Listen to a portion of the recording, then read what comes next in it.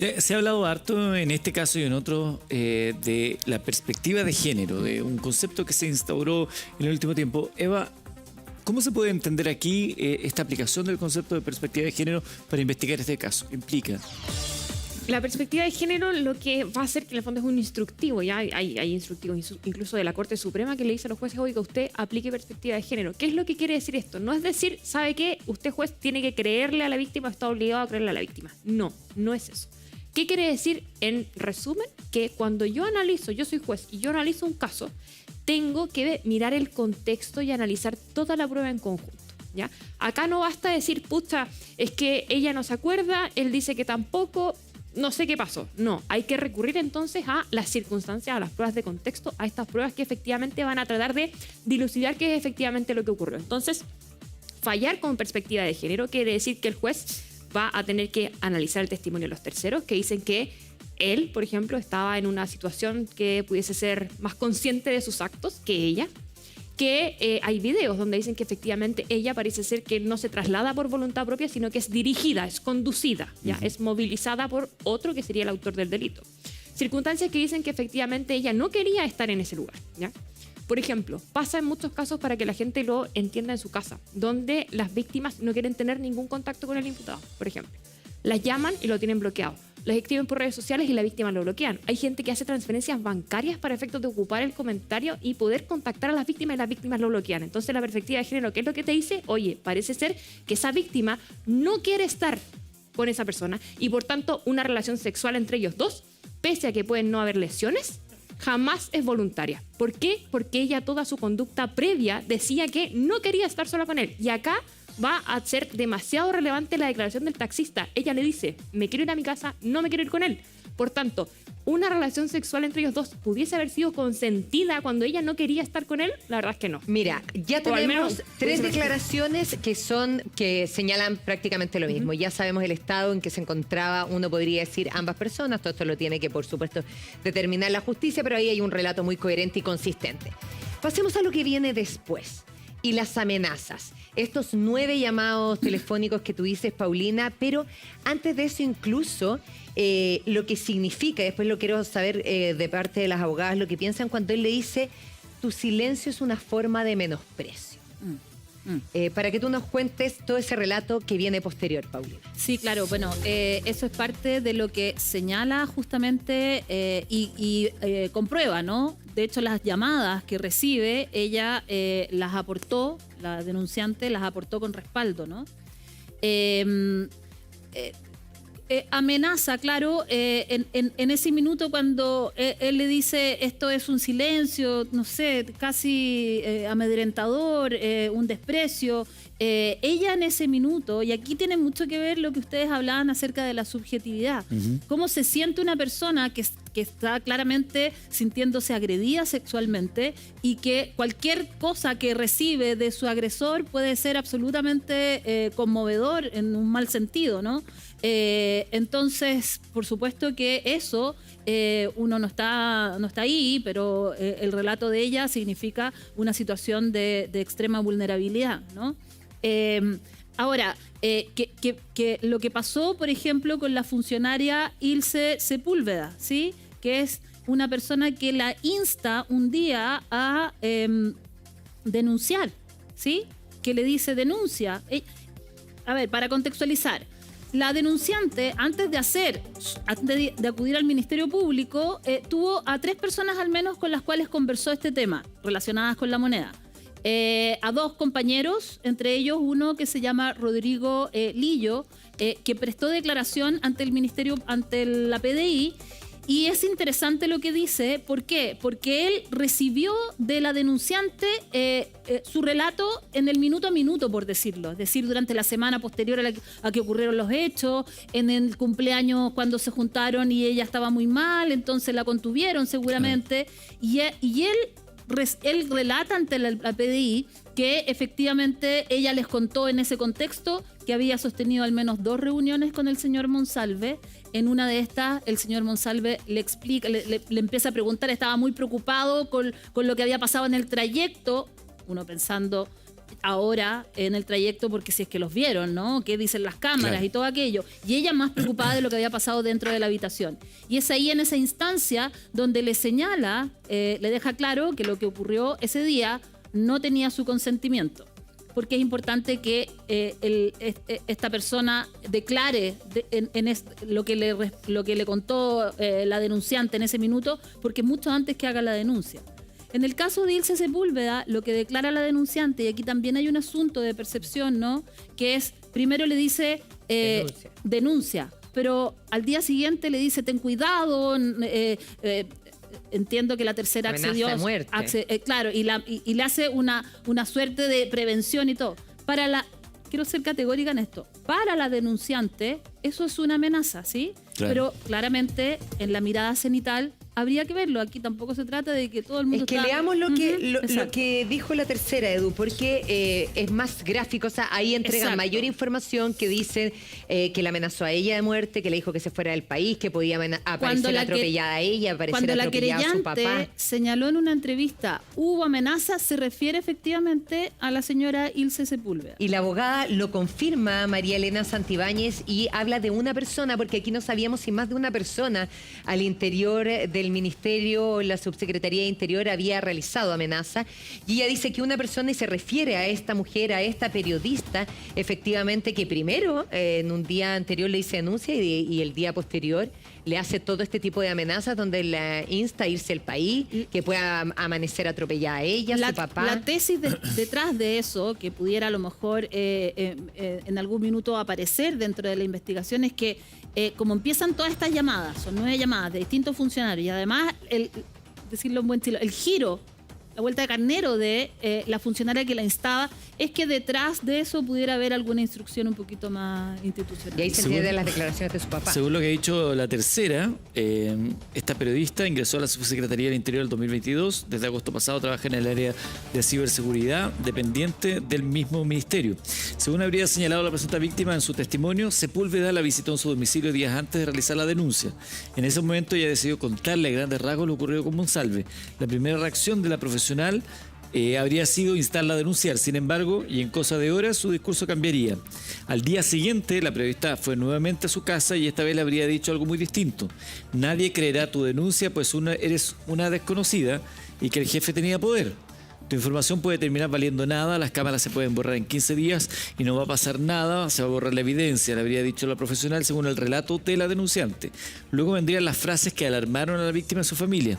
Me aconsejó, dice la denunciante, ándate fuera a otro país. Cuídense mucho, porque de repente, atropellaron al papá de...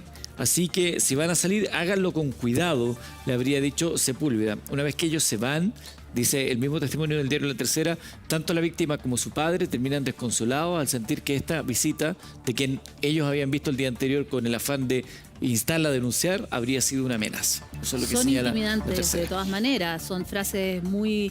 O sea, si tú le estás creyendo a la víctima o a la denunciante respecto de algo, obviamente que incluso solo por ti no ocupas ese tipo Que además, de Paulina, hay expresión. algo muy tremendo, porque supongamos que no es una amenaza y él está advirtiendo. ¿De verdad?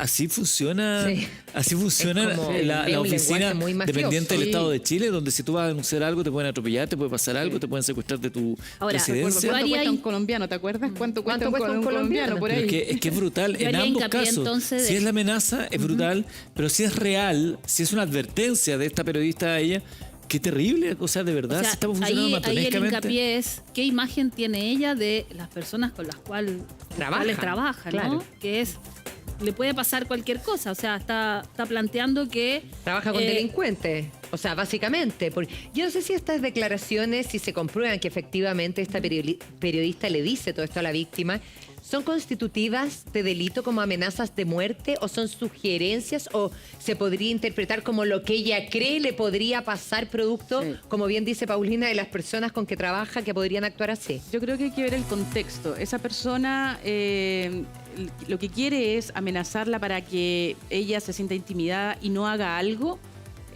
Podría ser una amenaza, ¿cierto?, indirecta, por así llamar. Pero del contexto más bien pareciera ser que ella le está planteando algo que ella cree que puede pasar, en el sentido de que si va a denunciar, hemos visto todas las consecuencias que ha tenido esta denuncia, podría pasarle algo. Entonces, me parece que en ese caso la balanza se inclinaría a favor de esta persona, aun cuando, por cierto, no pareciera ser de ninguna manera tolerable que ella tomara esta atribución de decirle a la víctima que, en definitiva, se vaya del país o que no denuncie, en definitiva, para que no sucedan estos hechos. Sí, claro. Simón y Mario Antonio también tienen más detalles de toda esta cronología de hechos que se han dado a conocer. Claro, en su momento la abogada dijo que esto eran amenazas veladas, una especie de consejos. Ahora, lo que no sabemos, porque tenemos la transcripción de una declaración, es el tono en que se dieron estas amenazas veladas, y para mí hay algo muy decidor, Mario Antonio, que tú lo podrás comentar también con tu experiencia en el sector, que es la descripción del abrazo posterior entre el padre y la víctima. Evidentemente ahí no se trata de un consejo, porque cuando uno tiene miedo, está hablando derechamente de una amenaza. Sí, claro, hay que también contextualizar algo. El equipo del subsecretario del Interior, como la mayoría de los equipos en el gobierno, prima esta idea de la alta confianza. Y es por eso que, por ejemplo, su tipo de contratación es muy distinta al resto del aparato público. Y quizás en esa confusión, si uno quisiese justificar este comentario, podría estar esta señalización que le hace esta compañera de trabajo a la víctima. Pero, claro, como nos decían en el panel, es un comentario que se hace tratando de solidarizar. Pero si yo voy a solidarizar poniendo en contexto de que si sigo adelante lo que yo quiero que suceda, que es justicia, que lo que siento, mi dolor y todo lo que viene en un ataque sexual sea juzgado por los tribunales, no le comento de la manera que lo hice. Y ahí es donde yo creo que hay una confusión. Insisto, si quisiese justificar, entender o explicar por qué se plantea así, y además el tono y la forma es pésimo, porque lo que está diciendo es que hasta en la Subsecretaría del Interior se puede manejar la cosa como si fuera la cosa nuestra. Ahora tú lo podrás también comentar. ¿Qué cambió? Eso es lo que seguramente se intentará resolver de aquí en adelante. ¿Qué cambió? En donde esta asesora primero instaba a denunciar y luego trató de persuadir a quien lo hiciera de la peor manera posible, a mi juicio. Lo que más claramente hasta ahora parece posible, y esto también tiene que ver con lo que hemos ido recopilando de las conexiones o el tratado, la forma que trató Monsalve de llegar nuevamente a la víctima, es que aquí el círculo más cercano de Monsalve o le creyó sencillamente esta primera versión de una supuesta extorsión, o que nadie se acuerda lo que había ocurrido esa noche del 22 al 23, y se intentó calmar las aguas, como se dice dentro de este tipo de equipos, que son muy cerrados, muy compactos, que trabajan mucho, además, hay que decirlo, por las labores que tienen. Pero aquí sencillamente se apostó por el lado más flaco o el peor lado, podríamos decir, de la situación, que es no apoyar a la víctima, además con un gobierno que tiene un sello que se señalaba de proteger, y estamos además en el mes de la eliminación contra la violencia hacia la mujer, y por lo tanto fue error tras error. Y es la parte que quizás vamos a ver próximamente de parte del fiscal Almendari, donde él pueda tomar decisiones respecto de estos dichos y también sobre el mal uso de la ley de inteligencia. Una periodista que aún sigue en sus funciones, al menos hasta las 11 de la mañana con 47 minutos. Muchas gracias. Claro, y esa es una de las preguntas que aquí nos hacíamos, que hablábamos con Paulina y todo, de que un poco ha sido la crítica que ha tenido el gobierno a actuar después de que los medios de comunicación publican las cosas, pero yo quería volver a los relatos que estábamos escuchando de Simón y de Mario Antonio, en el sentido de la gravedad de este tipo de amenazas, sobre todo una persona que está en ese estado de vulnerabilidad emocional. Me imagino que es muy diferente. O sea, si una amiga tuya viene y te dice, ándate del país, o sea, en vez de apañarte, ¿no? En lo Claro. medular. Es gravísimo, es gravísimo. Hay gente de un gobierno Ahora, feminista. sí es una amenaza, porque claramente tiene tintes, ¿no? Uno no puede salirse de ahí, pero hay que ser responsable en términos de ver qué es lo que señala la justicia. Pero si es una amenaza, es para que justamente esta persona, la denunciante, no vaya a denunciar. Convengamos que esto ocurre antes de que llegue a la sede penal. Entonces, es súper importante el momento. Lo que yo entiendo es que las llamadas telefónicas, el acoso, por decirlo así, y este momento es lo que terminó por impulsar todo lo contrario. el efecto contrario, que finalmente tomara la decisión ella de Y además denunciar. va a contrapelo todo lo que se ha luchado en este tiempo por facilitar la denuncia de delitos de esta naturaleza, Eva. Sí, yo efectivamente creo que acá la víctima fue muy valiente, porque cuando tú Muy. miras en el fondo esos mensajes y te dicen, oye, cuidado, o sea, pueden atropellar a tu papá, te pueden atropellar a ti, efectivamente amenazar a una figura de autoridad, o sea, a denunciar a una figura de autoridad no es fácil, y efectivamente ella recoge en el fondo el apoyo de su familia, las personas que sí en el fondo estaban con ellas, y denuncia, y después esta causa es mediática. Entonces efectivamente yo destaco que fue una mujer muy valiente, y creo que sí el mensaje que hay detrás es que efectivamente ya pareciera ser que no tenemos personas intocables, y que la justicia en el fondo tiene que perseguir y las instituciones tienen que funcionar. Y ahí sí yo recojo parte en el fondo de la declaración de la vicepresidenta de la República, la ministra Toá, porque efectivamente todos estos escándalos que nosotros hemos visto con figuras de autoridad, el caso Katy Barrigas, el caso Monsalve, casos de fraudes al fisco, Hermosilla, efectivamente dan cuenta, y yo creo que la gente tiene que retomar esto no de una manera negativa, no como en manos de quien estamos, sino que más bien como que ahora estas cosas se denuncian, ahora estas cosas se investigan, y efectivamente nosotros como abogados que trabajamos en esto nos damos cuenta de eso. Ya no hay intocables y vamos en el fondo siendo un Estado, un país que efectivamente camina más hacia la transparencia, y que ya no hay intocables. Por tanto, las víctimas de estos delitos tienen que denunciarlos porque van a tener un respaldo institucional para efectivamente perseguir las responsabilidades penales que corresponden. Y ojalá eso tenga mucha fuerza, porque yo creo que el daño de todos estos casos que le están haciendo al país, a la opinión pública, hay una sensación que yo la encuentro comparable a cuando se empezaron a caer todas las instituciones de este país. Vuelve a suceder ahora un poquito lo mismo, así que ojalá agarre mucha fuerza lo que tú dices. Ahora, sí, solamente señalar esto y retomar lo que dice respecto de la víctima. El haber hecho esta denuncia, destaca un elemento bien relevante respecto de los delitos sexuales de mayores de edad, que es la ganancia secundaria que tendría una persona de declarar falsamente. Es decir, ella declarar falsamente algo, ¿cuál es el beneficio que le trae? Claro. Todo lo contrario, le ha traído temor, ¿cierto? Le ha traído probablemente dejar su trabajo, y por lo tanto eso significa y le da un punto bastante importante a la declaración de la Además, víctima. una connotación en su círculo más cercano, al dar su padre una entrevista a cara descubierta, ya se destapa un espacio de intimidad que generalmente en estos casos es muy cuidado. Por eso era tan interesante entender el por qué el papá da la entrevista que da, incluso sin conocimiento de la abogada, por la necesidad de querer hacer sentir que estaba luchando contra poderosos. Sí, sin duda, Rafa, seguimos contigo desde el Centro de Justicia y también